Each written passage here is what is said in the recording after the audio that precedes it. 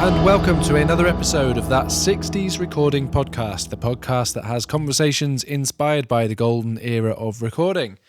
This week, we have the second part of my conversation with John Raham, and we begin with his version of how he approaches hybrid recording. That's hybrid recording, not hybrid mixing, hybrid recording. So recording to tape via tape to the computer in real time. So he's getting the tape saturation and he's getting the backup on the computer in real time. It's very cool. Very, very cool. So we're just going to dive straight in with that. Here we go. John Raham Part 2.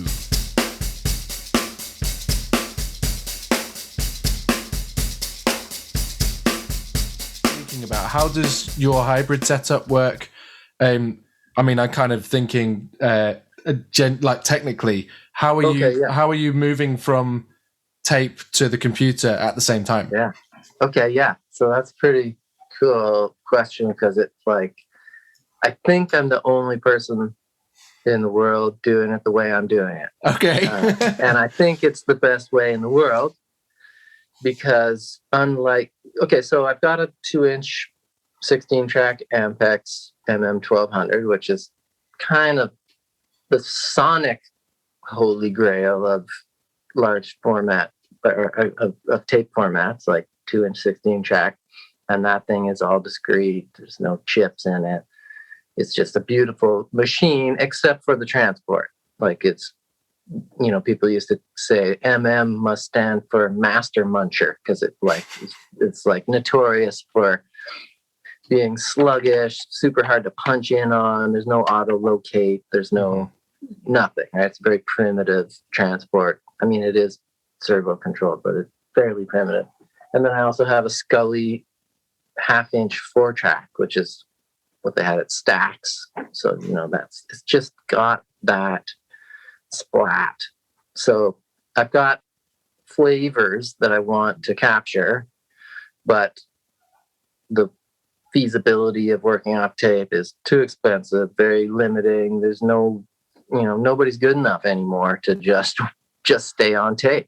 Like there's edits have to be made or nobody would make records. This is genuinely a common theme. I'm talking to the sort of people I'm speak to for this podcast. That seems to be something that's coming up a lot. Yeah. So I don't know if it's just because everyone knows that there is such a thing as editing and pitch correction and nudging stuff here and there, that the talent level has decreased, or whether our standards are just so much higher. And I don't mean better. I just mean we're more meticulous about those kinds of things. Yeah, like tolerance for or errors better almost. Or worse. Just not really sure. I don't go too far a lot of the time. And even sometimes I wonder if I've gone too far. But there's a lot of people that go a lot further than we go. Anyway, so the signal flow here at the studio is such that I can monitor off of the repro head, off of tape. So I'm unlike a clasp system or something like that, which is great for integrating tape machines with computers, except for the fact that while the take is happening, you are listening to the pre-tape version of these signals. So yes. What I'm using tape for is to get some saturation and know just those fine lines of how hard I'm hitting it. So clasp to me is useless because I'm not hearing it until I play it back, but then it's too late. So I've got a system that I've built that I just called Time Machine, and it's made up of a few sort of generic delays and false latency reporters to the host, such that I send out the click track or cue mix or tracks that people are going to be playing to the artist 186 milliseconds ahead of time, so that by the time they hear it, play it, it comes up through the microphones to the mic preamps to the tape machine, gets recorded to tape, and then played back immediately off of the repro head, which is at 15 IPS 186 milliseconds on an Ampex MM1200, it all lines up, sample accurate, back in the computer. So there's no nudging. There's no, at the end of every take, you got to move it back or forward. And that way I can also accommodate doing live punch-ins through the tape machine still. So basically I rewind the tape, let it roll for 30 minutes at 15 IPS, and just drive Pro Tools like I'm not using tape, except everything is going through the tape machine. And then at the end of 30 minutes, I've got my tape counter up on a separate little monitor here. Just stop, rewind, back to the beginning. So the transport limitations aren't really an issue because all you're doing is going 30 minutes and rewinding. It's really easy on the tape. Like, tape stock is hard to find and expensive. And the thing that really is tough on tape and creates dropouts and stuff is all that kind of stop, start, punch, rewind, stop, start. Mm-hmm. And this way I'm just rewind to 0, let it roll for 30 minutes. And you'd think that would be, oh, well, yeah, isn't that what everyone would do? But it's a real technological mind bender to get it so that the artist does not hear themselves 186 milliseconds delayed as well. Yes. When they're playing along with the track. So not anything to do with computer latency at all, just with how do we trick the computer into thinking that they need to hear it ahead of time, but actually record it at the right time and not hear themselves throughput on the tape twice. So one day I will pack that up into a little software package for Pro Tools owners and try to sell the John Raham time machine to people that don't want to spend 10 grand on a clasp or something and then still not be able to hear your actual sound off the tape while you're tracking. One of the sort of drawbacks is that the visual and the audio don't sync up from the control room. Like, you look out and the drummer's playing like this and you're hearing, quite delayed version of what he's doing. Snares on kicks and kicks on snares. So it's hard for me as a producer to be during a take, be like, okay, 1, 2, 3, counting into the bridge or something, because I'll be way off compared to what they're hearing. So I have a little switch up here that I can just go, and now I'm hearing the artist's mix, so that I can do little count-ins like that. But that's the kind of stuff that you wouldn't conventionally have to do when not working with tape. But yeah, I feel like it's valuable enough to me to go through the slight extra little hurdles of process to capture it. Yeah. The head bump for the low end, the little bit of hiss, because at 16 track 2-inch, there's not a ton of hiss if your machine is set up nicely. But yeah, just those flavors that you can't get otherwise. I mean, there's some pretty good tape saturation emulation plugins and stuff, but there's nothing quite like it, and it's there from the start this way. You're not like, oh, well, later on I'll kind of make that sound cool. And, just, I feel like as you build the track up, it's better to have things sounding kind of the way they're going to sound, so that people can make good decisions instead of just okay, I'll play my part and just not focus on how these don't sound right yet. Yeah. It's not very inspirational. And that's another thing too, with, when the artists and musicians see the tape spinning, it's slightly more real. They're like, oh, this is like a thing that's real, and not just turning it into ones and zeros immediately, even though you are. Yes. There's a little bit of a heaviness that comes with oh, hey, this is, there's a motor spinning over there with mechanical things happening here. Yeah. And they sort of bring a step up. And that's another thing about the studio stuff is definitely great microphones are great. And they also make people step up a little bit to like, wow, this is a RCA 44BX from 1939, and it looks like Ella Fitzgerald just sang into it.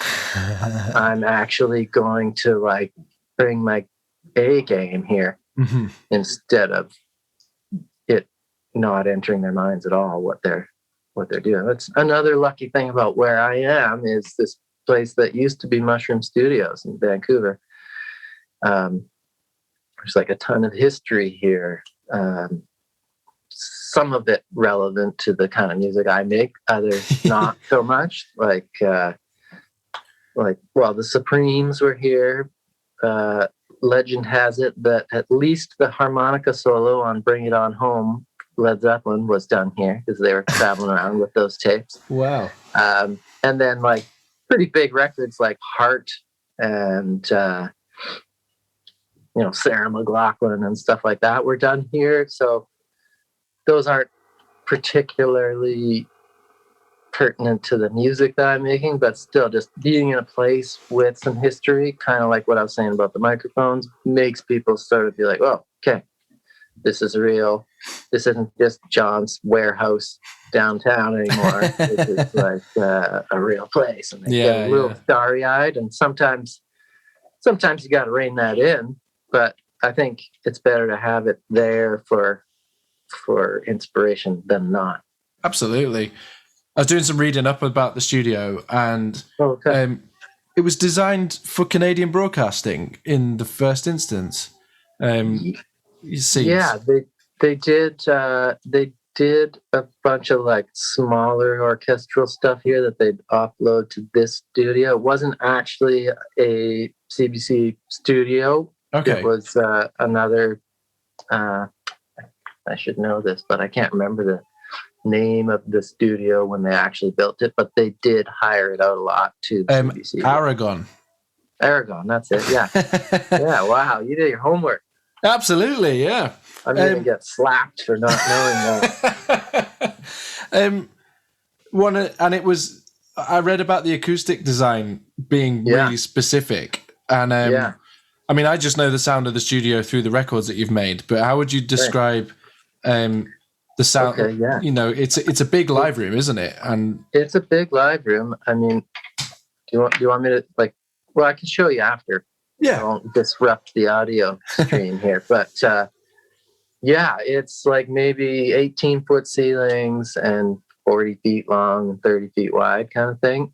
And it's but the biggest sonic characteristic is that it's just so dense, because it's not only is it made from foot thick cinder block filled with sand on the exterior walls, and the concrete slab is also floating on sand, but it's built into the side of a very steep hill here, so it's cool. Pretty much underground. Like the entire back half of it is built into the rock. So it's so dense. It's very cave-like. Like it's really, really a dense room, which you just have to work with. And in a lot of cases, that's like you can use it to your advantage. In some cases, it's like, wow, how do I make this room more forgiving or like less responsive? Like there's no, in my wood, timber framed studio that I had before, if you hit a bass drum, half of it is out into the hallway or out onto the street. But here, nothing leaves this room. Like it's the side of a mountain. So that 30 hertz that used to just go off into nothingness stays in this room. Yeah. And it's a beautiful thing for big drums and loud guitars, it's great room sounds and like nice open density. But it's really tricky if you want to do a little chamber thing where the instruments aren't super evenly matched, because spill, as you guys call it, we call it bleed, is very like the spill it's intense. Yeah. Like if you do a jazz drum kit and an upright bass together in that room, it's that upright bass mic is essentially a drum room mic. So is it just baffles? How do you combat that?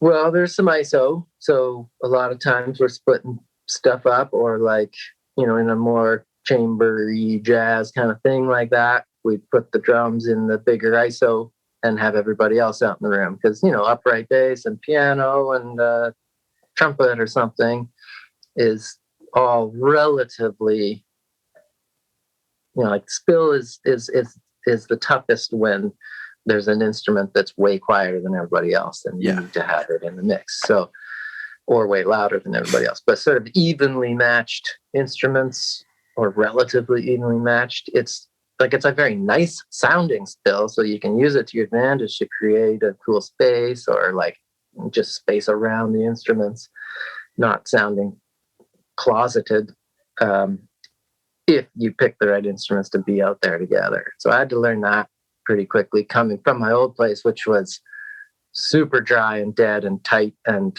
just filled with insulation, and which is a lot like what the Royal Studios down in Memphis, where we did Frazie's Indian Ocean record, a bunch of that was. I was like, wow, this sounds kind of like my place, because it's so dead, and all the rafters is just like burlap with insulation hanging on it everywhere. Like the place was just dead. So it's kind of the opposite of that here, and I had to like relearn a few sort of fundamentals of how to work in environments like that, and now I kind of know how to use it as a weapon, and how to mitigate it if it's kind of working against me. So I'm interested in some of the sort of like gear bits. I noticed that you have, so many studios who are working a lot have just racks and racks of nice gear. Yeah. You've got some really nice gear, but it's like it almost feels specially selected. I suppose it is. I've pretty much put everything that I've ever made from all this back into select pieces of gear. And I feel like I have a collection that works pretty well for me, because I know them so well, and I chose them because I needed that flavor to make this and that, and then that's kind of the music that I make. But I also slightly have to cater to outside engineers and producers, because I do have the studio working on days where I'm not here, just so I can occasionally do my laundry and get stuff done. Yeah. So it's nice to have some toys that I don't necessarily love, although looking around the room, there's not too many. I can't really think of anything that I bought for someone else, except for maybe this Focusrite Red 3 that I never use. But even that can be cool sometimes. It's nice to have a stereo comp that's got some real grab. But yeah, I feel like the choices that I made were based a lot on researching sounds that I loved and trying to get at them. The order of importance in achieving those sounds is the source first. Like, you're not going to make 7-string Ibanez played through a PV Rage sound like a 57 Strat through a 60s Deluxe. No. So you got to get the source right, and then you can worry about what mic pre's and mics and down the chain you're using. And I think like it pretty much works backwards for me. Like, the least important thing to me since about the year 2000 is the converters. Like, pretty much converters all use a lot of the same chips now, and they they go A to D and D to A, and there's not a huge difference for the kind of music that we're making. Yeah. So that's kind of like the last thing that it hits, and possibly the least important. I use the Lynx Aurora because I just like them. Yeah. But I'm sure that, there's so many others that are just as good. But I just feel like I've tried a bunch, and, clocking makes a difference too. But these differences are small compared with the other end of the chain, where it's that 7-string Ibanez or a 67 or 57 Strat, right? That's the biggest difference.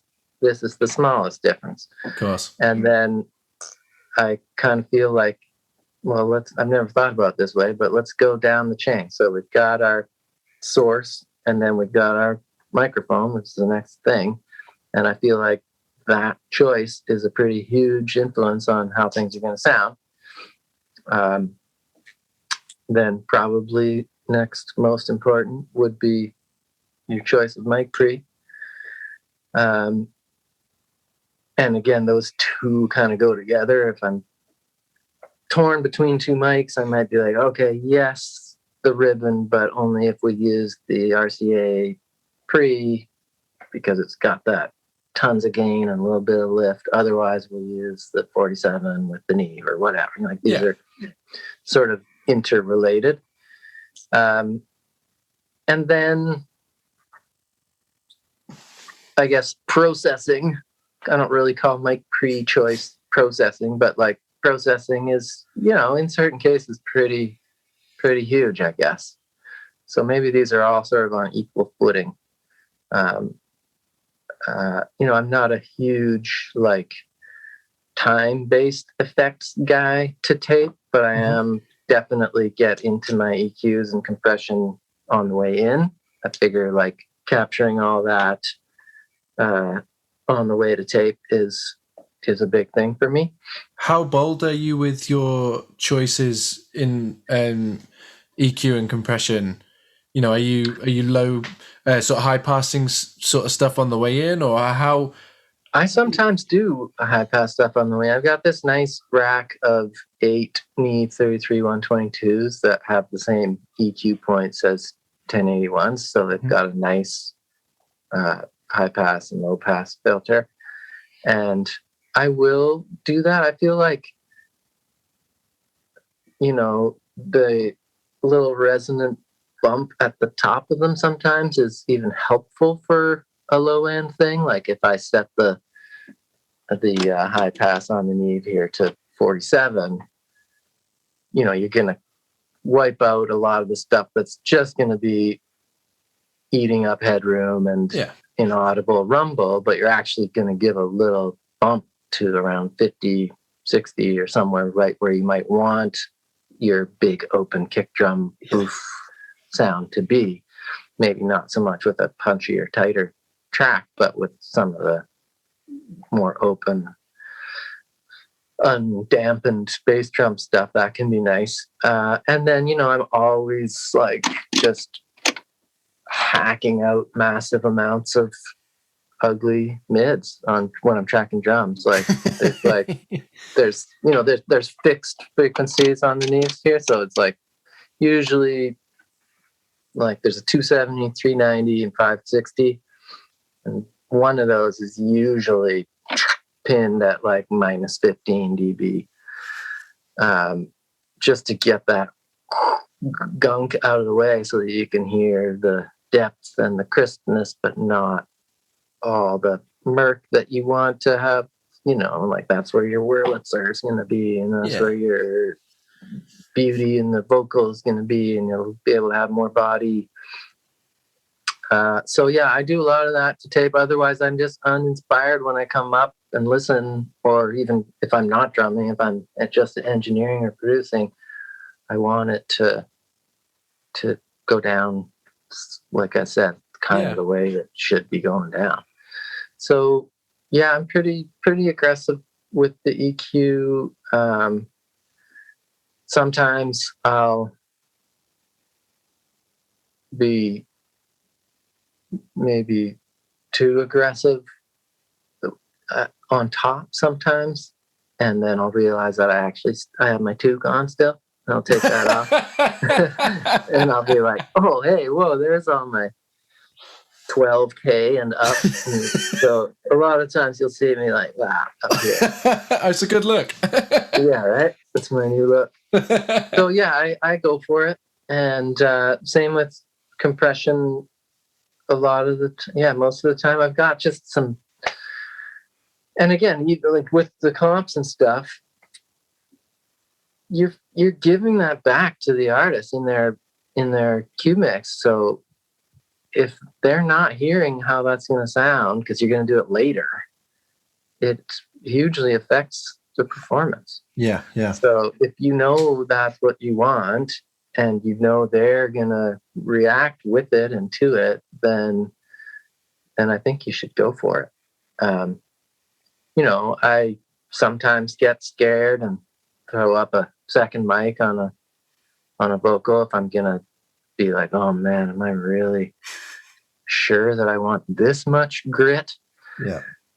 I'll sort of put up a backup and keep it on the side for just emergencies or whatever. But for the most part, I've never gone back and said, oh man, I really pushed this too hard. Mm-hmm.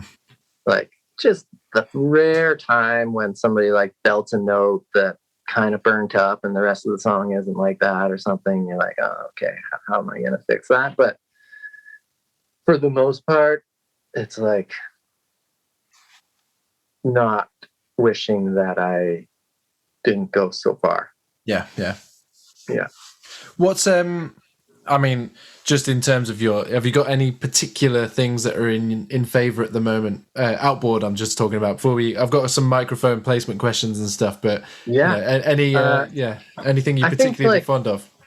Yeah, I guess like in the last year or so, I have finally acquired a couple of U47s. Oh yes, and it's a game changer, It really is. Like, I know I say that every time, like, I'll get like, I'll get any piece of gear and be like, wow, this is a real game changer. But in the case of the 47s, I do feel like, for many reasons, it's a game changer. Like, again, the artist has a wow factor, and just the depth and beauty of the performance, I feel, is captured so well. The actual sort of built-in compression from that tube is unbelievable, and I don't think you can recreate it with anything else. And just the sort of overall EQ shape of that microphone fits the human voice so well, I find. Yeah. It's like it definitely I don't want to say hypes because that's the wrong word, but it it enhances. It's like it's doing something. Yeah. And there's the occasional voice where you're like, we don't need to do something to this voice. We just need to get it down great. Yeah. And for that, I'll reach more for the Sony C37A or U67. Yeah. With a little bit of shelf at the top, maybe on the 67. But for most guys and a lot of girls, the 47 is just kind of great. So yeah, that's been a big one. I mean, I just love these Neve 1290s that I have. It's the preamp section of 1073s. Mm-hmm. The Scully was a revolution for me. Just the way that thing breaks up is so unlike anything else, and I couldn't really figure out why for the first while. And it's not actually in the tape electronics of it. It's just in the amplification section of it. It's all germanium transistors, so It like literally distorts differently than silicone. So even not rolling tape, just going through those things imparts a a distortion characteristic that reminds you of those records that used them heavily, like the Stax stuff.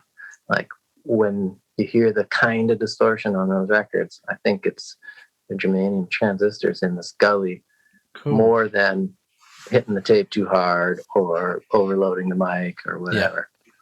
So yeah, and just figuring out when to use those and how to use those to your creative advantage, I guess, is the game, and not to overdo them so they're not special. Yeah.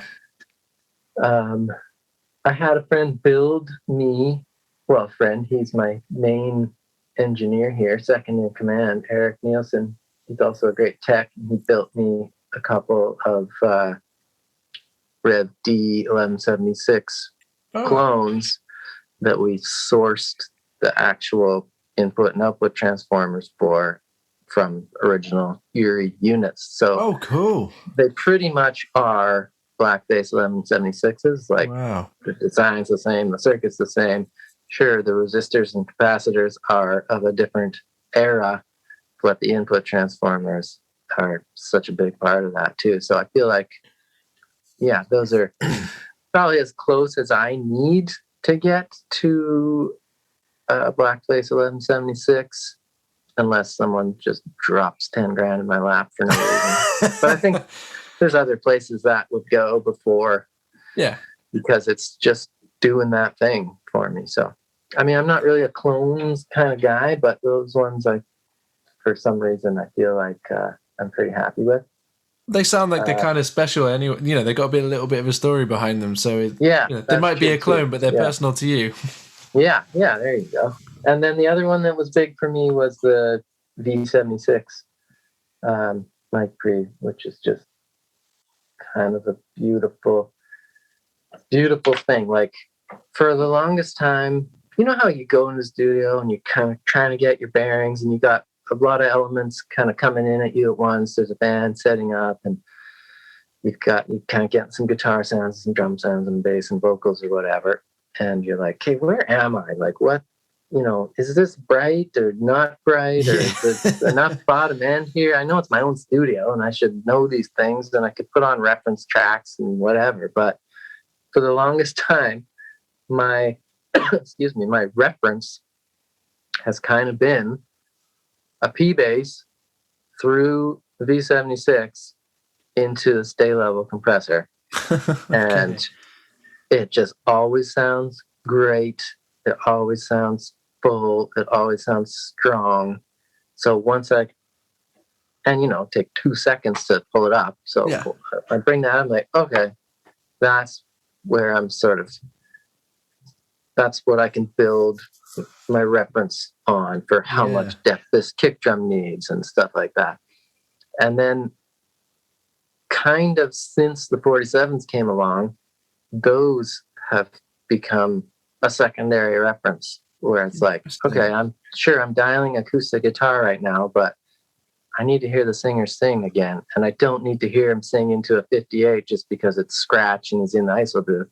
I'll set up the 47 for the scratch because I need to know how to treat these other sounds based on what he's actually going to be doing. Yeah. So, I used to be like, singer, who cares? Put him in the booth with a 58 while we get the important stuff down,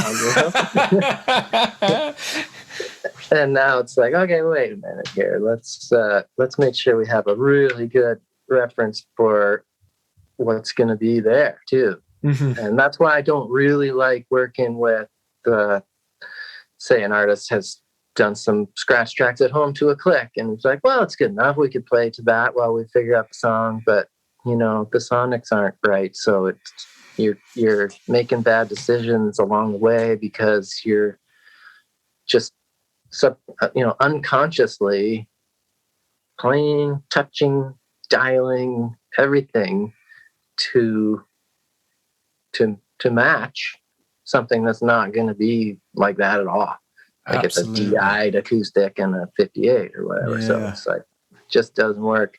So if at all possible, I'll get them to just come in quickly and recut it, or sit in the booth and play along if it's not going to be too taxing on them. But yeah, those are kind of, maybe things that they tell you in day one of recording school, but I've come upon them honestly by figuring out over time that, okay, this is important.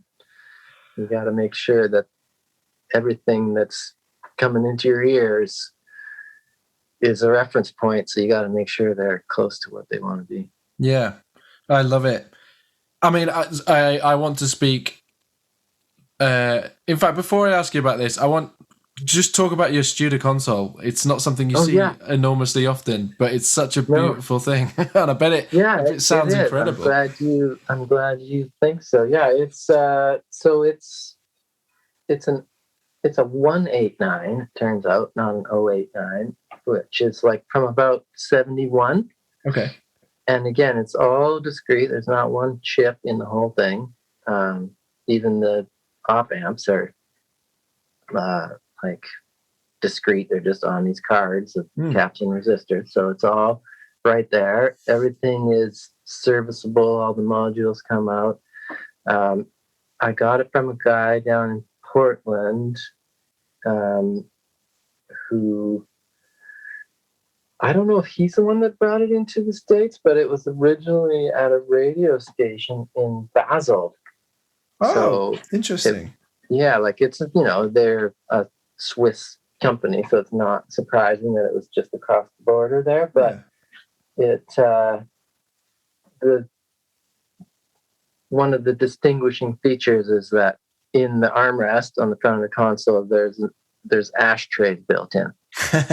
So that's kind of cute and everything until you pull out all the modules and see all the black, smoky tar on the gold contacts. Wow. So step one was a lot of cleaning to get rid of some sort of intermittent contact issues. But I guess one fortunate thing is that the gold plating on all the contacts on these Swiss desks was very thick and deep. So as you're using a little bit of, eraser or contact cleaner to get rid of the smoke and filth, you're also removing a little bit of gold plating usually.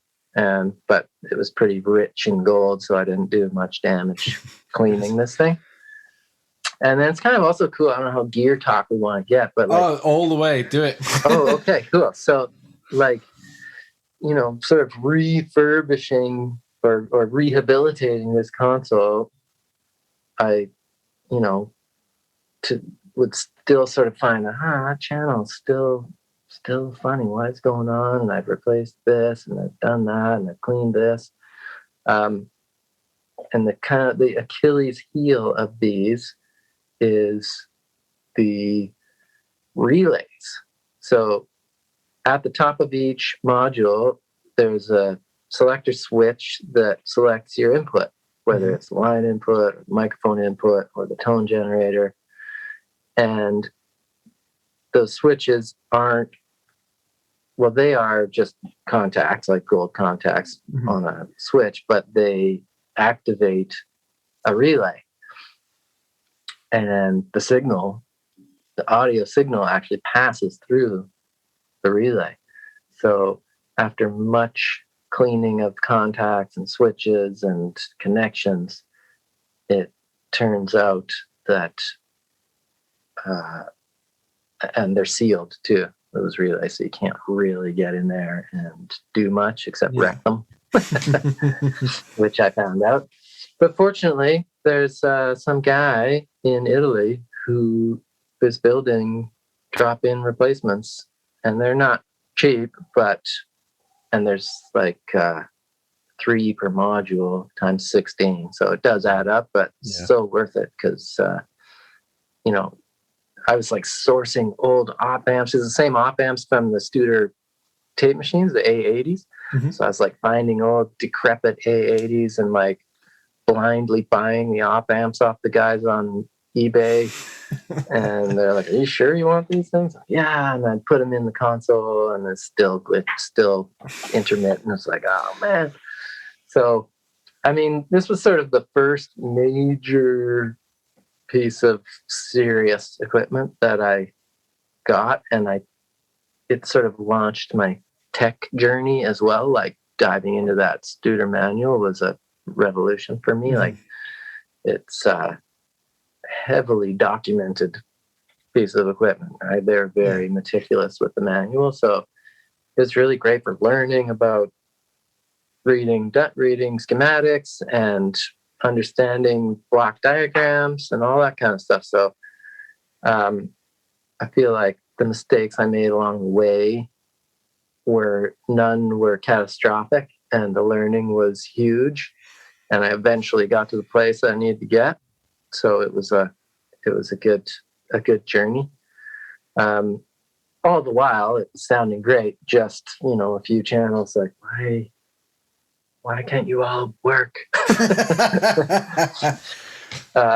So I kind of, for the first while, I treated it as like a split console. So I separated off the input modules and just used them as mic pre-EQs, and then just had a bank of faders for basically either sending stuff to tape or levels, and they're all available to me on the patch bay rather than direct connection from input module to the fader below it.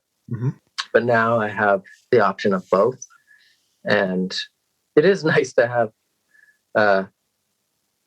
when you get into some more creative stuff like pinning one of the needs and high or low passing it all and sending it to tape, and you're after the breakup of the need pre, but you don't want tape saturation. It's nice to have a fader in the way to be able to pull something back, so you're not also clipping tape, you're just clipping.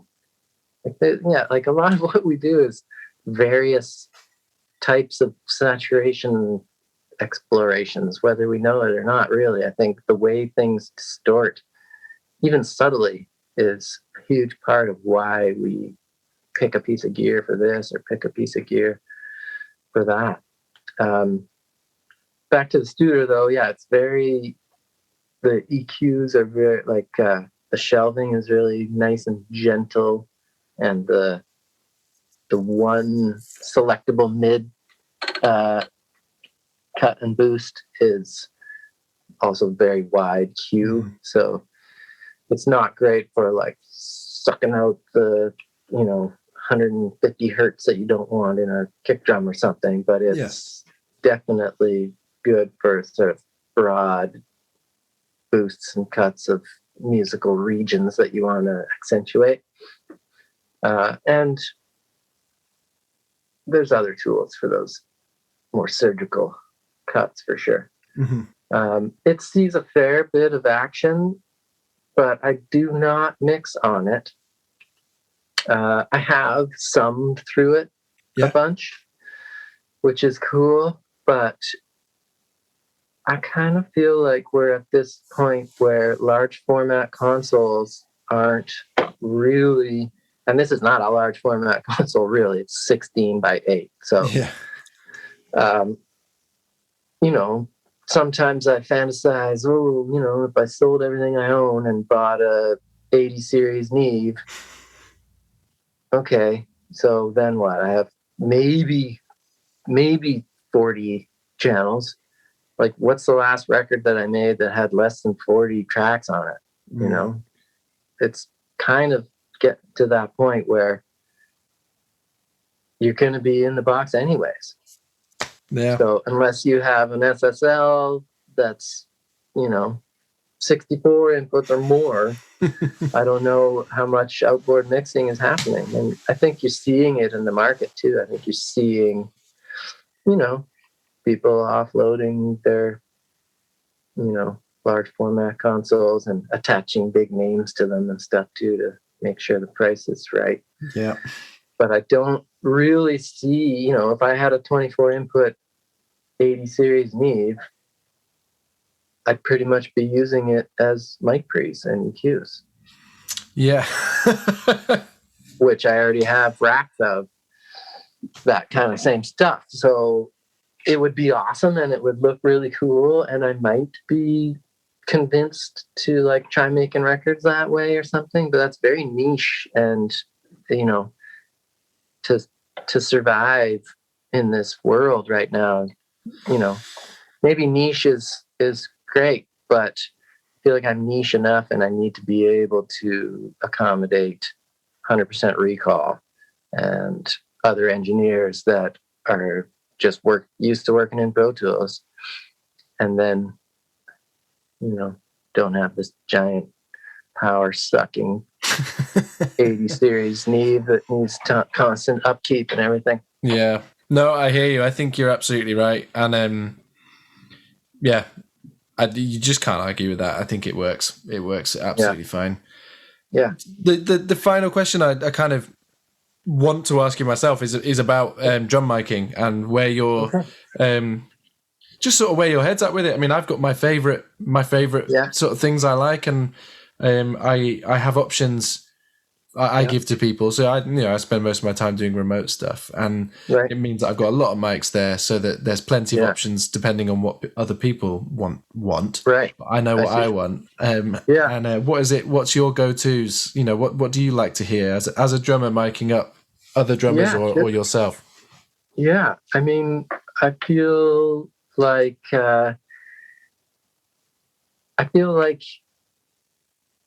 it's almost like it's sort of dependent on not just the material and the drums or whatever, but kind of like the day and the what's gonna kind of inspire me. And sometimes that's maybe not a great thing, but I do, I'm just going with the RE20 today. I just want to see that on the kick drum or whatever. And then maybe I change it out later, but I feel like I get a little idea in my head about how I think this record is going to go down. And it'd be cool to like take a slow motion snapshot of what synapses fire when you make those instant decisions that are going to shape the whole entire record, but pretty much like happens in a flash of like, okay, I'm going to detune bass drum, piece of paper on the snare, like towels on the toms, dynamic mics up tight, whatever. It all just kind of happens like that. If you break it down, maybe there's reasons or not, but you also just kind of have to be inspired or your day is going to be blasé. So if you're just like, hey, you know what? I got this cool thing. I want to try to work it in, but I'm going to put it on a separate channel in case it sucks. Then at least that's what's kind of like a little secondary motivator for you on the techie side of things. There's nothing that a techie likes less than just doing it the same every day. Mm-hmm. So it's like, we're going to try this and try that. And oftentimes in the end, I'll look at a mix and be like, okay, that channel's muted, and that channel's muted, and that channel's muted. And what am I left with? I'm left with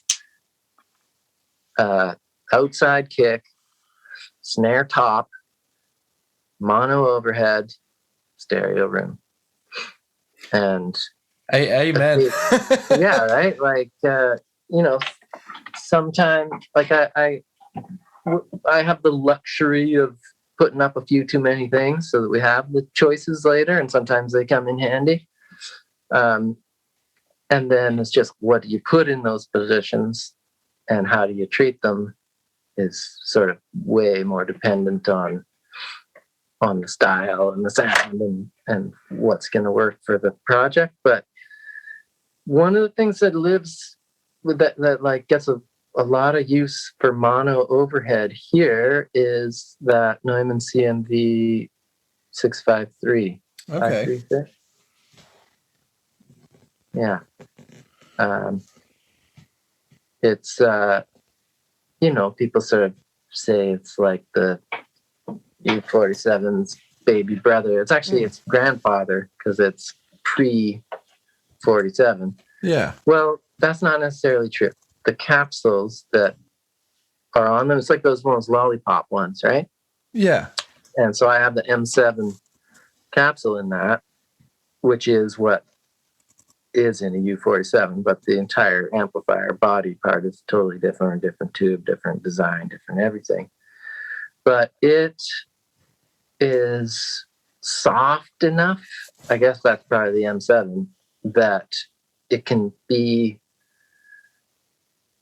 pinned pretty hard, hit and tape with a bit of crunch, and not get away from you on the transients and the brightness and the harshness. Yeah. And it just kind of becomes this, like, as you bring it up, there just becomes more density in the drum track. It's like, oh, there, it's all kind of there now, instead of these isolated kicks and snares. And sure, their fundamentals are strong, but there's no like forwardness to them. So I guess, like, I don't have any too wild things that I do with the close miking. I have a D12 and a D20 that I like outside the kick. I have a FET 47 that I like outside the kick, and I have an RE20 that I like outside the kick. Mm-hmm. Some of the stuff that I do, I'll like literally remove the resonant head, throw in a couple of pillows, jam the RE20 up close. RE20s are wild because they really don't have proximity effect. Mm-hmm. Like, the design of the microphone is such that there's way less of that overwhelming woofiness as you get it close. So I feel like you can get close to get a lot of detail without too much overwhelming low end that's gonna, make tape react funny or compressor react funny. So those are my sort of kick options. Although on the Crazy record, the newest one, most of what we're hearing is RCA 44BX ribbon. Okay. Out front of the kick, like 2 feet out. Wow. Yeah. So obviously that's testament to you as a player balancing yourself and.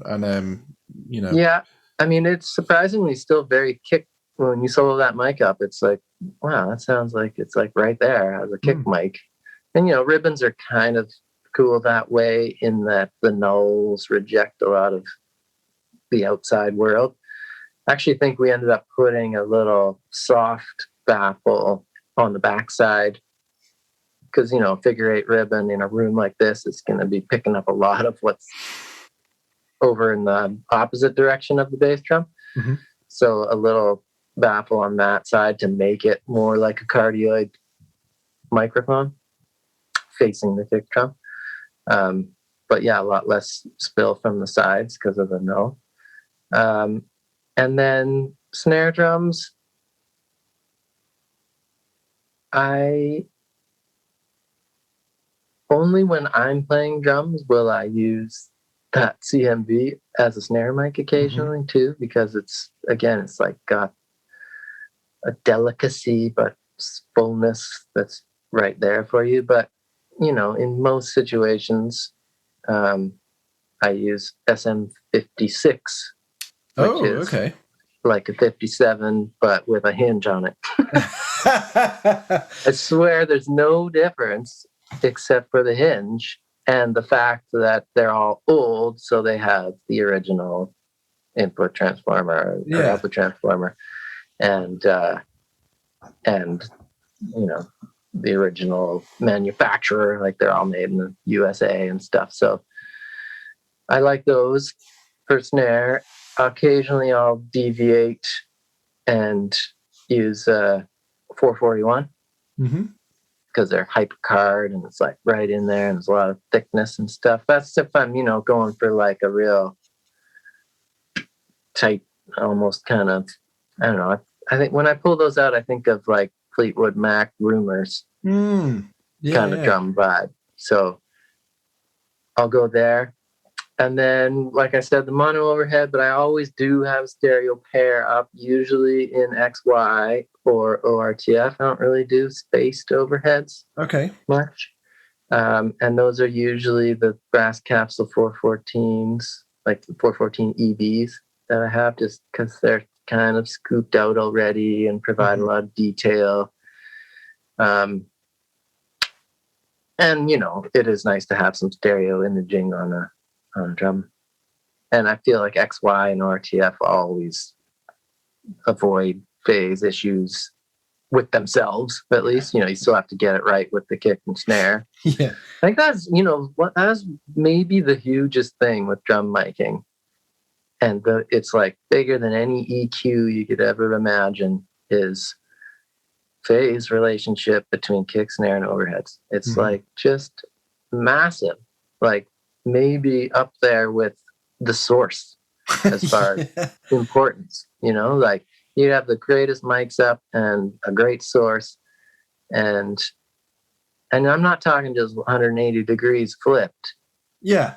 But subtle variations of phase rotation to get the body back into a snare. Because, I do lean on overheads heavily for a drum picture. And I need body from that close mic. And as you bring that close mic up, if you're not getting body, you're just making things worse because it's a dynamic. It sounds kind of garbagey up top anyways. So out comes the phase rotation, and oftentimes I'll just find a decent hit, create a loop, and just listen to that same snare hit with the overheads and snare mic and kick mic open, and rotate the phase on that one hit. So I know it's not because I hit that next one better and it just sounded fuller. It's like that one hit is getting better, worse. Okay, back it off. Better. Okay. Interesting. There it is. Full body. And then just kind of leave it until you go down and move a mic, and then you screw it all up and you have to do it all again. So, some of that is like tough decision making too. Like the things you can't undo, like moving the height of your overheads or something. It's like, okay, I kind of want to move these, but man, if this makes it worse, I can't get back to exactly this. It's like it's millimeters. Yeah. So yeah. As far as drum miking goes, I think I don't do anything too crazy, except sometimes with hit and tape. In a certain way, but I do feel like the source is hugely important, and the phase relationships between kick, snare, and overheads is like massive and should be experimented with.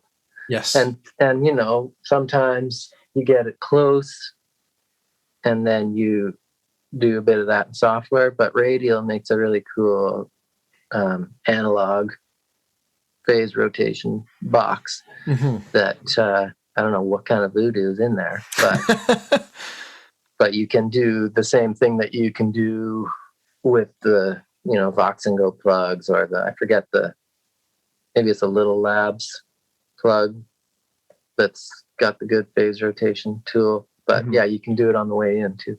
Fantastic. I didn't know about that. I need to go and check that out.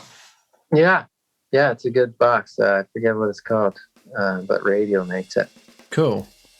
Yeah. Oh man, it's been so good chatting to you. Likewise. Yeah. Sorry if I just kind of spouted on and on, but not at all. I love it, and Okay.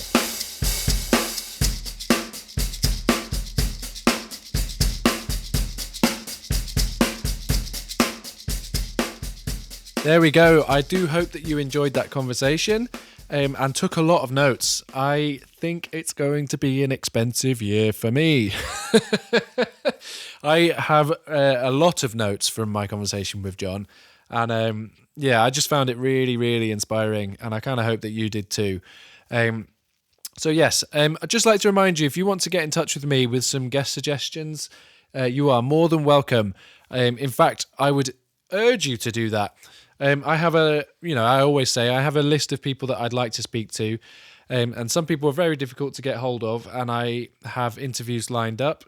But I also like to hear the suggestions from you, because I want it to be a sort of collaborative process. And there might be people that I'm not aware of. Especially if you're in a corner of the world that's not the UK, essentially.